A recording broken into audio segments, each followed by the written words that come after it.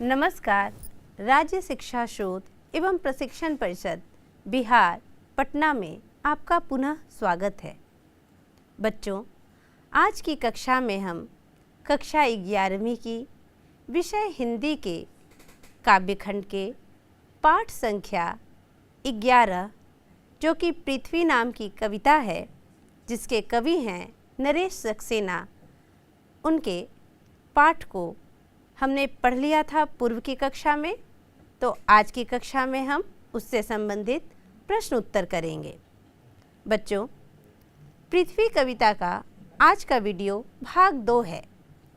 प्रथम भाग में हमने कविता को पढ़ा था, कविता के अर्थ को जाना था, एक सार अर्थ भी जाना था भावार्थ के रूप में। साथ ही साथ कवि नरेश सक्सेना के जीवन परिचय और साहित्यिक परिचयों से हम अवगत हो चुके थे। कुछ महत्वपूर्ण बिंदुओं पर भी हमने चर्चा की थी। आज की कक्षा में संपूर्ण प्रथम भाग से लेकर आज के भाग द्वितीय के 25 से 30 प्रश्न उत्तर आपके सामने आएंगे और प्रत्येक प्रश्न पर हम चर्चा करेंगे। तो आइए हम प्रश्न उत्तर को देखें। स्क्रीन पर आपको प्रश्न उत्तर दिखाई दे रहे होंगे। पहला प्रश्न है, पृथ्वी शीर्षक पाठ साहित्य की कौन सी विधा है? बच्चों, इंटर के प्रश्न में विधा से संबंधित प्रश्न अक्सर पूछे जाते हैं। एक प्रश्न पत्र में कम से कम 2 विधाओं की चर्चा तो जरूर होती है। तो हमें प्रत्येक पाठ की विधा को जानना चाहिए। तो पहला प्रश्न ही विधा से संबंधित है कि पृथ्वी शीर्षक पाठ साहित्य की कौन सी विधा है? चलिए उत्तर देखते हैं। क्या ये नाटक है, कहानी है, संस्मरण है? नहीं, उत्तर आपके समक्ष है।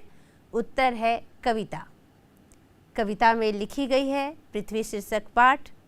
तो पृथ्वी की शीर्षक पाठ के साहित्य की विधा हुई कविता। आइए अब हम दूसरे प्रश्न की ओर चलते हैं। दूसरा प्रश्न है, पृथ्वी कविता के कवि कौन हैं? पृथ्वी कविता के कवि कौन हैं? क्या आपको उत्तर याद है? जी हाँ, स्क्रीन पे आपको कवि की तस्वीर भी दिख रही है। आप इस तस्वीर से भी पहचान सकते हैं कि इस कविता के कवि कौन हैं। आइए उत्तर देखते हैं। उत्तर है नरेश सक्सेना। बिल्कुल सही। चलिए अब हम तीसरे प्रश्न की ओर चलते हैं। तीसरा प्रश्न है, नरेश सक्सेना का जन्म कब हुआ? क्या आपको याद है? चलिए उत्तर देखते हैं। उत्तर है सन 1939। 1939 ईस्वी में नरेश सक्सेना का जन्म हुआ। अब हम चौथे प्रश्न की ओर चलेंगे। चौथा प्रश्न है, नरेश सक्सेना का जन्म स्थान कहाँ है? यानी नरेश सक्सेना ने कहाँ जन्म लिया था? चलिए आपको उत्तर याद है, देखते हैं क्या होगा सही उत्तर। सही उत्तर है मध्य प्रदेश। नरेश सक्सेना का जन्म मध्य प्रदेश में हुआ। जगह है ग्वालियर। ग्वालियर मध्य प्रदेश। यहाँ ग्वालियर नहीं लिखा गया है, सीधे सीधे राज्य का नाम दिया गया है, लेकिन हम जिला भी जान जाएंगे। ग्वालियर में इनका जन्म हुआ। शहर ग्वालियर है और राज्य मध्य प्रदेश। आइए अब हम 5वें प्रश्न की ओर चलते हैं।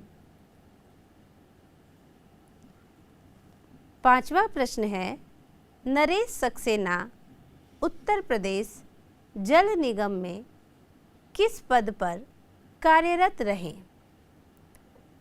नरेश सक्सेना उत्तर प्रदेश जल निगम में कार्यरत थे। तो किस पद पर कार्यरत थे? क्या आपको उत्तर याद है? हमने इसे जीवन परिचय के माध्यम से जाना था। अगर आपको याद है तो अच्छी बात है, और याद नहीं है तो आइए हम उत्तर देख लें। उत्तर है उप प्रबंधक। उप प्रबंधक के पद पर नरेश सक्सेना उत्तर प्रदेश जल निगम में कार्यरत थे। आइए अब हम छठे प्रश्न की ओर चलते हैं। छठा प्रश्न है, नरेश सक्सेना किस साहित्यिक पत्रिका के संपादन कार्य से जुड़े रहे? याद है आपको, इसे भी हमने जीवन परिचय में ही जाना था। चलिए उत्तर बताते हैं। सही उत्तर है आरंभ एवं वर्ष। साहित्यिक पत्रिका थी आरंभ और वर्ष। आरंभ और वर्ष दोनों ही पत्रिकाओं के संपादन कार्य से नरेश सक्सेना जुड़े रहे। आइए अब हम 7वें प्रश्न की ओर चलते हैं। 7वां प्रश्न है, उत्तर प्रदेश संगीत नाटक अकादमी की किस त्रैमासिक पत्रिका के सह संपादन का कार्य नरेश सक्सेना ने किया? सवाल है, उत्तर प्रदेश संगीत नाटक अकादमी की किस त्रैमासिक पत्रिका, त्रैमासिक पत्रिका किसे कहते हैं? जो 3 महीने पर निकलती हो, 3 महीने में एक बार। उस किस त्रैमासिक पत्रिका के सह संपादन का कार्य नरेश सक्सेना ने किया? आइए उत्तर देखते हैं। उत्तर है छाया नट। छाया नट एक त्रैमासिक पत्रिका थी जो उत्तर प्रदेश संगीत नाटक अकादमी की ओर से निकलती थी। इसके सह संपादन का कार्य नरेश सक्सेना जी ने किया। आइए अब हम 8वें प्रश्न की ओर चलते हैं। 8वां प्रश्न है, नरेश सक्सेना के कविता संकलन का नाम क्या है? याद कीजिए बच्चों, क्योंकि हमने जिस पाठ को पढ़ा है नाम है जो पृथ्वी, इसका कविता संकलन बिल्कुल सही स्क्रीन पे आपको दिखाई पड़ रहा है। समुद्र पर हो रही बारिश, यही वह कविता संकलन है जहाँ से आपको कविता भी दी गई थी और आप पढ़े, हमने पढ़ा। तो समुद्र पर हो रही बारिश एकमात्र इनका कविता संकलन है। तो नरेश सक्सेना के कविता संकलन का नाम यदि सवाल किया गया है तो इसका सही उत्तर होगा समुद्र पर हो रही बारिश। आइए अब हम 9वें प्रश्न की ओर चलते हैं। 9वां प्रश्न है, नरेश सक्सेना को किस वर्ष निर्देशन के लिए राष्ट्रीय फिल्म पुरस्कार मिला? आपको याद होगा, नरेश सक्सेना निर्देशन का कार्य भी करते थे और जिसके लिए इन्हें राष्ट्रीय फिल्म पुरस्कार भी प्राप्त हुआ था। लेकिन राष्ट्रीय फिल्म पुरस्कार मिला कब, यह सवाल पूछा गया है। क्या होगा उत्तर? आइए देखते हैं। सही उत्तर है 1992। 1992 ईस्वी में नरेश सक्सेना को निर्देशन के लिए राष्ट्रीय फिल्म पुरस्कार मिला था। आइए अब हम 10वें प्रश्न की ओर चलते हैं। 10वां प्रश्न है, नरेश सक्सेना ने एक हति मनु का लेखन किस भाषा में किया? यह सवाल पूछा गया है। एक हति मनु यह टेलीविज़न और रंगमंच के लिए लिखा गया था और इसके लेखन कार्य को नरेश सक्सेना ने किया है। लेकिन किस भाषा में किया गया है, यह सवाल पूछा गया है। तो आइए उत्तर देखते हैं। उत्तर है बुंदेली। बुंदेली भाषा में नरेश सक्सेना ने एक हति मनु का लेखन किया था। बच्चों, बुंदेली बुंदेलखंड में बोली जाने वाली भाषा को कहते हैं।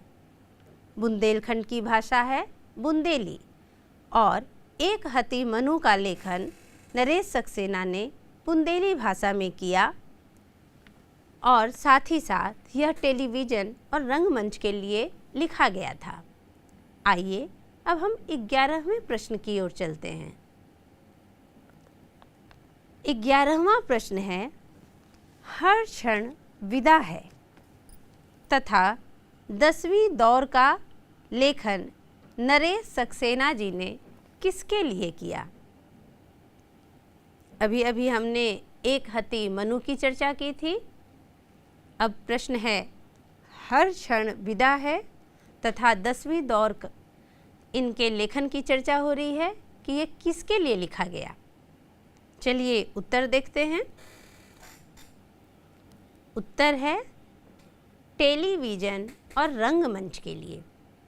बच्चों, हमने पहले भी जाना है, जीवन परिचय के माध्यम से भी जाना है, साहित्यिक परिचय के माध्यम से भी जाना है कि नरेश सक्सेना टेलीविज़न और रंगमंच के लिए लिखा करते थे। तो यह एक साहित्यिक कृति नहीं है, पुस्तक के रूप में नहीं है, बल्कि इसे टेलीविज़न और रंगमंच के लिए लिखा गया था।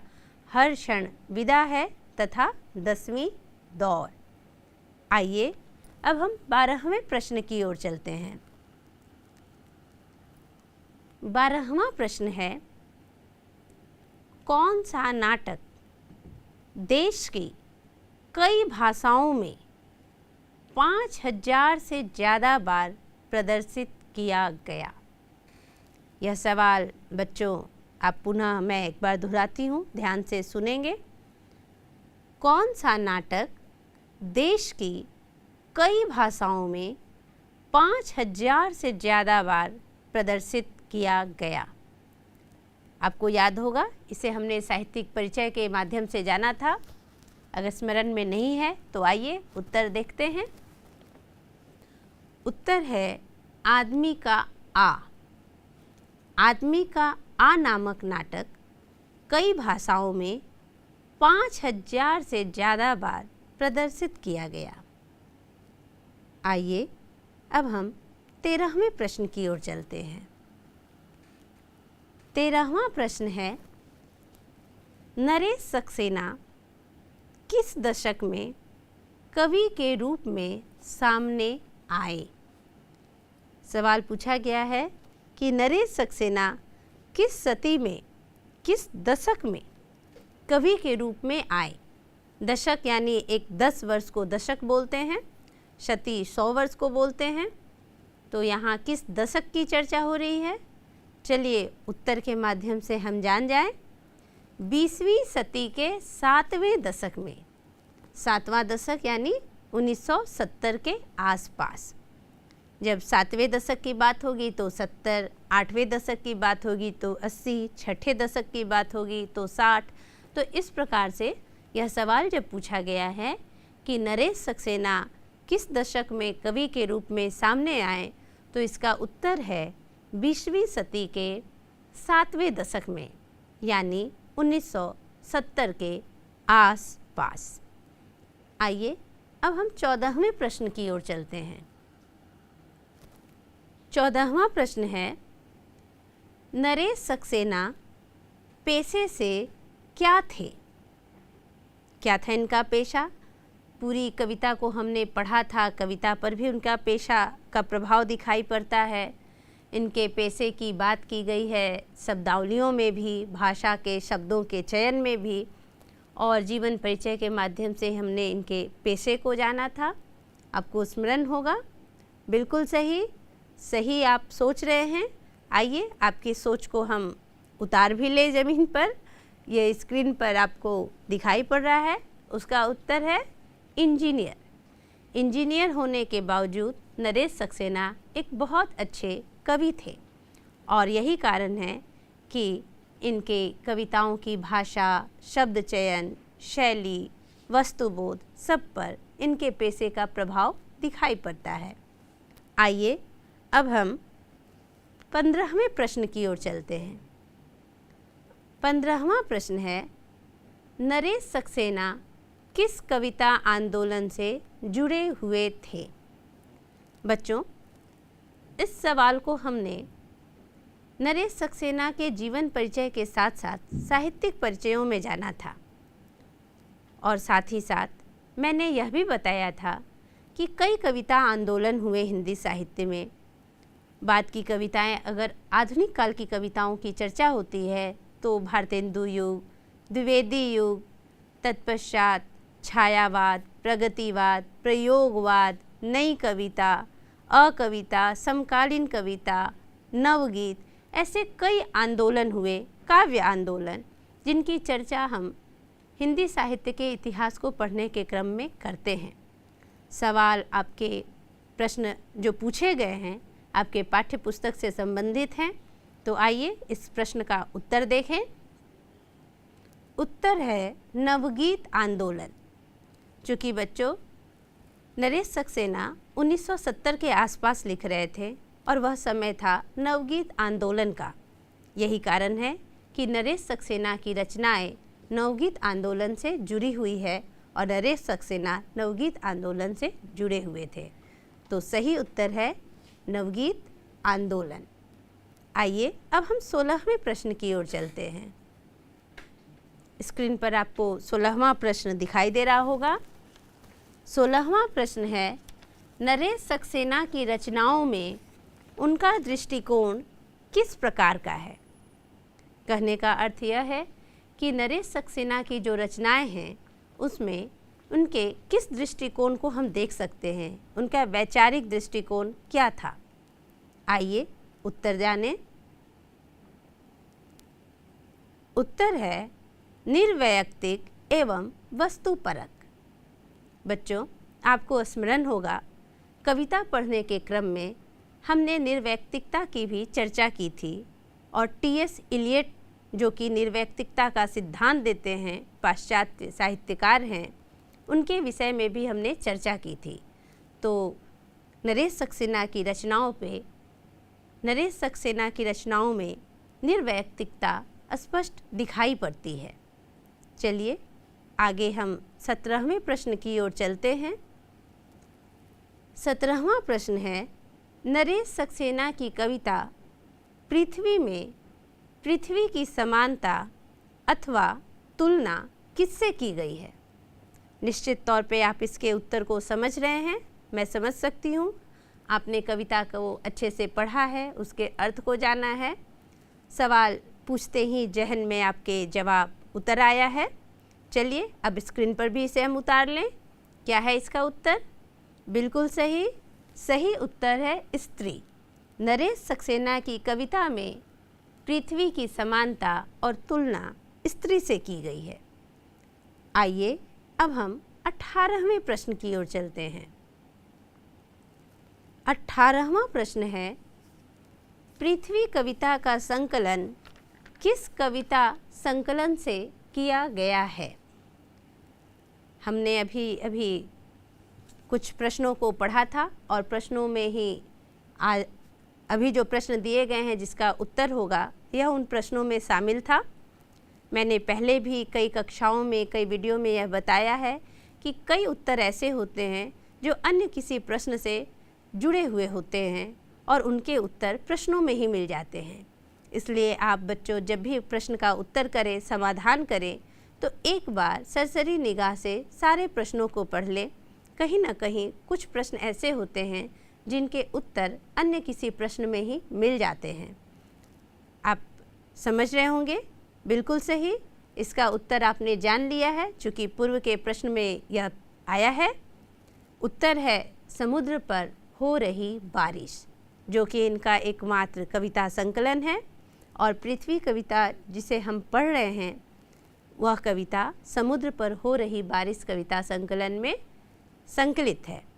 बच्चों जब सवाल पूछा जाता है कि कविता संकलन का नाम बताएं और यदि आपको पता है कि कवि ने एकमात्र कविता संकलन किया है तो फिर निश्चित तौर पे उसका उत्तर वही होगा जो इस कविता संकलन जो एकमात्र उनका कविता संकलन है। तो नरेश जी ने भी एकमात्र कविता संकलन किया है और वह है समुद्र पर हो रही बारिश। तो जब प्रश्न पूछा गया तो उसके उत्तर को हम उधर से भी सोच करके, उस दृष्टि से भी सोच करके इस समस्या का समाधान कर सकते हैं। आइए अब हम अगले प्रश्न की ओर चलते हैं। अगला प्रश्न आपको स्क्रीन पर दिखाई दे रहा होगा। प्रश्न संख्या 19। प्रश्न है कवि ने पृथ्वी और स्त्री को किस समान विशेषताओं को कविता के माध्यम से बताया है। कवि ने पृथ्वी और स्त्री की किस समान विशेषताओं को कविता के माध्यम से बताया है। हमने पढ़ा था 3 विशेषताओं की चर्चा की है कवि ने। आइए उसके उत्तर को जानें। उत्तर है आत्मसंघर्ष, आत्मदान और त्याग। कवि ने पृथ्वी और स्त्री के बीच इन्हीं 3 विशेषताओं को समाहित किया है, इन्हीं 3 विशेषताओं से उनकी तुलना की है, समानता की है। आइए अब हम 20वें प्रश्न की ओर चलते हैं। 20वां प्रश्न है, पृथ्वी के आधे आधे हिस्से में क्या है? यह कविता की पंक्ति से है बच्चों। कई बार आपको पंक्ति से सीधे सीधे प्रश्न पूछे जाते हैं। यही कारण है कि कविता की पंक्ति भी याद होना हमारे लिए आवश्यक है। चलिए इसका उत्तर जानें। उत्तर है आधे हिस्से में अंधेरा और आधे हिस्से में उजाला। बच्चों, आपको याद होगा हमने इस पंक्ति पर चर्चा भी की थी कि कवि पृथ्वी और स्त्री के जीवन में यह समानता दिखाते हैं कि पृथ्वी के जिस तरह आधे हिस्से में अंधेरा होता है और आधे हिस्से में उजाला, ठीक इसी प्रकार स्त्री के भी जीवन में आधा हिस्सा उजाले का होता है और आधा हिस्सा अंधेरे का। जो अंधेरापन है वह उसका अपना मन है, एक कोना है, और जो उजाला है वह दूसरों के लिए है। तो पृथ्वी के आधे हिस्से में क्या है? इस सवाल का जब उत्तर होगा तो उत्तर होगा आधा अंधेरा और आधा उजाला। आइए अब हम 21वें प्रश्न की ओर चलते हैं। 21वां प्रश्न है, पृथ्वी के कांपने से क्या नष्ट हो जाएगा? हमने कविता को अच्छे से पढ़ा था, उसमें कांपने पर नष्ट होने की बात की है। चलिए देखते हैं उत्तर। उत्तर है गृहस्थी। बच्चों, हमने इस पंक्ति को पढ़ा था, जाना था कि पृथ्वी जब कांपती है तो अपने गृहस्थी को ऐसा लगता है कि नष्ट कर देगी। कवि ने पृथ्वी की गृहस्थी किसे माना था? कवि ने पृथ्वी की गृहस्थी उसके पेड़, पौधे, शहर, टीले, पर्वतों को माना है। और वह मानता है कि पृथ्वी जब कांपती है तो भूकंप आता है, और जब भूकंप आता है तो पेड़, पौधे, टीले, इमारतें, शहर, नदी सब प्रभावित होती है। कहीं ना कहीं वे सभी तहस नहस हो जाती हैं, नष्ट हो जाती हैं। तो कवि ने यही बताना चाहा है कि पृथ्वी जब कांपती है तो ऐसा प्रतीत होता है कि वह अपनी गृहस्थी को नष्ट कर देगी। तो इसका सही उत्तर है गृहस्थी। आइए अब हम 22वें प्रश्न की ओर चलते हैं। 22वां प्रश्न है, पृथ्वी के गर्भ में क्या है? चलिए उत्तर देखते हैं। सही उत्तर है अग्नि। पृथ्वी के गर्भ में क्या है? पृथ्वी के भीतर। कवि चूँकि इंजीनियर हैं और वो विषय वस्तु की अच्छे से जांच पड़ताल भी करते हैं, यही कारण है कि उन्होंने पृथ्वी के भीतर की प्रक्रिया को भी बताया है कविता के माध्यम से। और उन्होंने यह भी कहा है कि पृथ्वी के गर्भ में अग्नि होती है। आइए अब हम 23वें प्रश्न की ओर चलते हैं। 23वां प्रश्न है, पृथ्वी का हृदय किससे भरा है? चलिए उत्तर देखें। उत्तर है रत्नों के रहस्य से। कवि ने कविता में दिया है कि पृथ्वी किन प्रक्रियाओं से गुजरकर कितने चुपचाप रत्नों से ज़्यादा रत्नों के रहस्यों से भरा है तुम्हारा हृदय। कवि बताते हैं कि पृथ्वी तुम चुपचाप निरंतर अपनी प्रक्रिया में लगी रहती हो, तुम्हारे भीतर बहुत सारे रत्न हैं। उन रत्नों को आर्द्रता से, ताप से, दबाव से उन रत्नों को तुम बनाती हो, कोयले को हीरा करती हो। और केवल तुम्हारे गर्भ में, तुम्हारे हृदय में केवल रत्न नहीं है, बल्कि इन रत्नों के बनने का रहस्य भी तुम्हारे हृदय में छिपा पड़ा है। वहीं से यह सवाल किया गया था कि पृथ्वी के हृदय में क्या है, तो पृथ्वी के हृदय में रत्नों से भरा हुआ रहस्य है। आइए अब हम 24वें प्रश्न की ओर चलते हैं। अभी अभी हमने इस प्रश्न का भी चर्चा कर ही लिया था। पुनः प्रश्न भी सामने है आपके।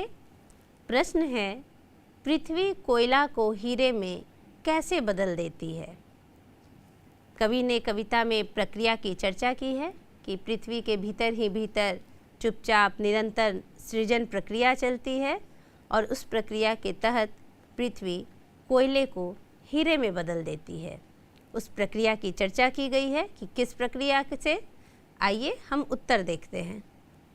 उत्तर है ताप, दबाव और आर्द्रता से पृथ्वी कोयला को हीरा में बदल देती है। आइए अब हम 25वें प्रश्न की ओर चलते हैं। 25वां प्रश्न है, पृथ्वी के भीतर और सतह पर क्या है? प्रश्न किया गया है कि पृथ्वी के भीतर और सतह पर। सतह का अर्थ क्या होता है? सतह का अर्थ होता है ऊपरी तल, ऊपर का जो हिस्सा है। कवि पूछते हैं कि पृथ्वी के भीतर और सतह पर क्या है। आइए उत्तर जानें। उत्तर है जल। पृथ्वी के भीतर और सतह पर दोनों ओर जल है। उन्होंने कहा भी है कि तुम्हारी सतह पर कितना जल है, तुम्हारी सतह के नीचे भी जल है। तो सही उत्तर है जल। आइए अब हम 26वें प्रश्न की ओर चलते हैं। 26वां प्रश्न आपको स्क्रीन पर दिखाई दे रहा होगा। प्रश्न है, नरेश सक्सेना की कविताओं पर किसका प्रभाव दिखाई पड़ता है? नरेश सक्सेना की कविताओं पर किसका प्रभाव दिखाई पड़ता है? आइए उत्तर जानें। सही उत्तर है उनके पेशा का। कवि नरेश सक्सेना का पेशा क्या था? उनका पेशा था इंजीनियर। वह इंजीनियरिंग की पढ़ाई किए थे और इंजीनियर थे। यही कारण है कि नरेश सक्सेना जो कविताएं लिखे हैं, उन कविताओं पर उनके पेशा का प्रभाव स्पष्ट दिखाई पड़ता है। खासकर जब हम पृथ्वी कविता पढ़ते हैं, जो कि समुद्र पर हो रही बारिश पे संकलित है, इस कविता पर संपूर्ण रूप से उनके पेशा का प्रभाव दिखाई पड़ता है। आइए अब हम 27वें प्रश्न की ओर चलते हैं। 27वां प्रश्न है, पृथ्वी कविता में किन तथ्यों की ओर संकेत किया गया है? आइए उत्तर देखते हैं। उत्तर है भौगोलिक एवं वैज्ञानिक तथ्य।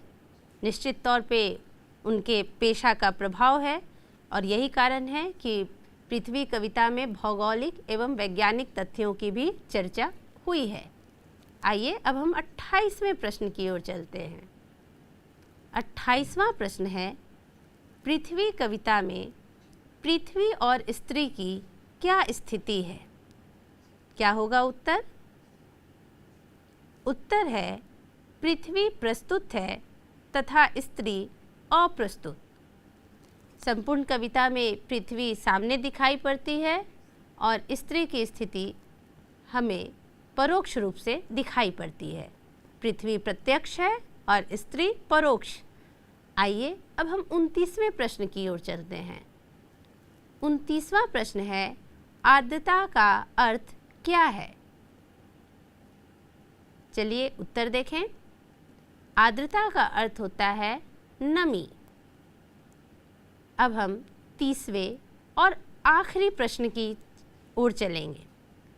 स्क्रीन पर आपको प्रश्न दिख रहा होगा। प्रश्न है, गृहस्थी का अर्थ क्या है? क्या होगा सही उत्तर? सही उत्तर है गृह व्यवस्था। गृह की व्यवस्था करने वाले को गृहस्थी कहते हैं। गृह की व्यवस्था गृहस्थी कहलाती है। तो बच्चों, हमने कुल 30 वस्तुनिष्ठ प्रश्न किए और वस्तुनिष्ठ प्रश्न के उत्तर के माध्यम से हमने अपनी समझ को और पक्की कर ली। तो बच्चों, आज की कक्षा में हमने पाठ से संबंधित, पृथ्वी पाठ से संबंधित वस्तुनिष्ठ प्रश्न किया, प्रश्नों के क्रम में पूरी कविता को पुनः समझा और साथ ही साथ नरेश सक्सेना के जीवन परिचय, साहित्यिक कृतियों से संबंधित सवाल के माध्यम से भी पुनः उन्हें जाना। तो बच्चों, आज की कक्षा में इतना ही। धन्यवाद।